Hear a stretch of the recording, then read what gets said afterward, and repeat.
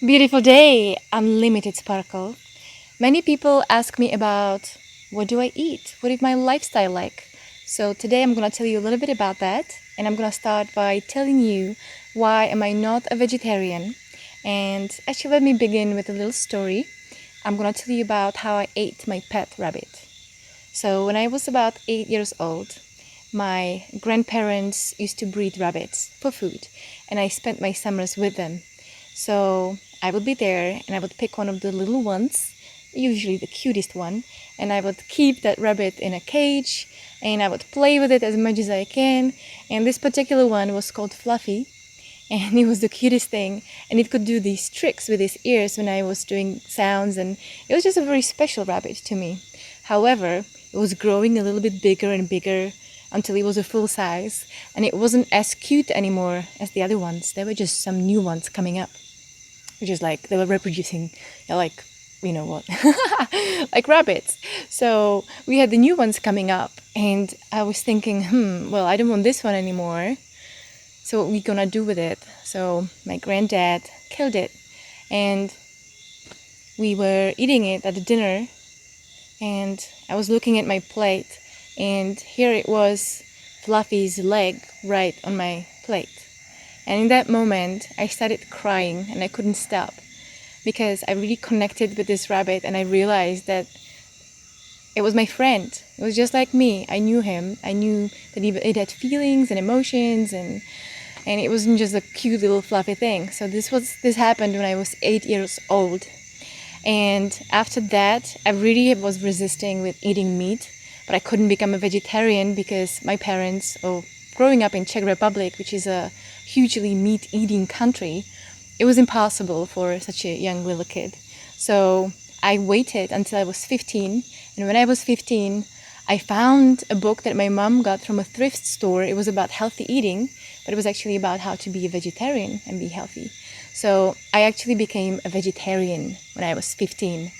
And then when I was at college, we were supposed to write some essays about different topics, and I chose the topic, why am I a vegetarian? So I was doing research and wanted to write about it, and I spoke in the classroom about it. And there was this one guy, and he said, my dad, he says that all vegetarians are hypocrites. And I was like, what? I'm not a hypocrite. I love animals. They are like I love them. Like, I'm not a hypocrite. And then I did more research to write my essay, and I realized that I was such an hypocrite because I was still eating dairy and milk. So I was really looking into it. I was actually watching Earthlings. That was the first movie that really changed, that made me stop immediately consuming milk and dairy products and yogurts and cheese. Cheese was the hardest part, but then I found amazing substitutes, and I make actually my own cashew nut cheese, which is fermented and cultured, and it's amazing. But anyway, I'm telling you this because I'm not a vegetarian. I'm a vegan. Even though I hate to say that label, I hate labeling things and which category I fit into. But this is probably the best way how to describe my diet. And I've been doing this for about almost 17 years. And I feel super healthy. I haven't been always super healthy, because at the beginning I would be eating a lot of meat substitutes and cheese substitutes that are already processed, and so my body didn't really know what to do with that. And so today I feel extremely healthy and extremely full of energy all the time, and I'm so proud of myself and I love my life. And the main reason why I am vegan is compassion. And I'll tell you why. Because, I'm not even gonna go into the details like why meat and dairy is bad for you, or there's so much research, but there is so much research on everything. Like, you can find that meat is really good for you and wine is really good for you and anything is really good for you. Like, it really depends like what you look for. But for me, the number one reason is really compassion. Just like I had with my rabbit. Some of my friends tell me, if I kill my own meat, if I kill my own animal, I'll eat it. And I'm like, all right, sure.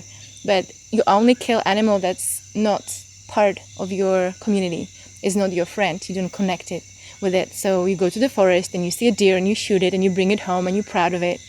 But for me, it's really about connecting, and not just with people, but with all human and non-human beings. And once you become connected with that animal, once you become friends, or you become in love, then it's impossible to kill it or hurt it because it becomes you. And this is where compassion for me comes in place. And before, I was so disconnected from my compassionate self. And that's why I had so many judgments about everyone else. And that's why people have so many judgments. Like, I'll give an extreme example. Like, Nazis would be killing the Jews because they are the bad ones. But once you make a friend with a Jew, it would be impossible to hurt them. Because once you make friend with anyone, like, it's impossible to hurt them. And it's always strange to think about eating a burger or eating a cheese or something, and at the same time having your little kitten and stroking it on the head, because it's, animals are the same. We are all animals. Even though we are unlike any other animals, we are animals and we feel. And for me, it's really about compassion and compassionate living. And the more I have compassion for everyone else, I also feel compassion for myself when I'm judgmental towards myself. And I'm not really angry about other people who eat meat at all. I have compassion for them too, because I was there before. And I know it's hard to stop. We are so addicted to meat eating. Like, when I was younger, I was only eating a lot of meat, and I wouldn't eat even any vegetables because it's just like that addiction was too strong. And it was just so fulfilling my need for... It was always like a painkiller. Some people say that food can be like a comfort food. But this was for me like a numbing food. It numbs me, and then I can't really feel what's going on. Like, I become less sensitive. And not just less sensitive towards myself and what I eat, but towards everyone else. So, in a nutshell, I love being vegan or eating vegan food.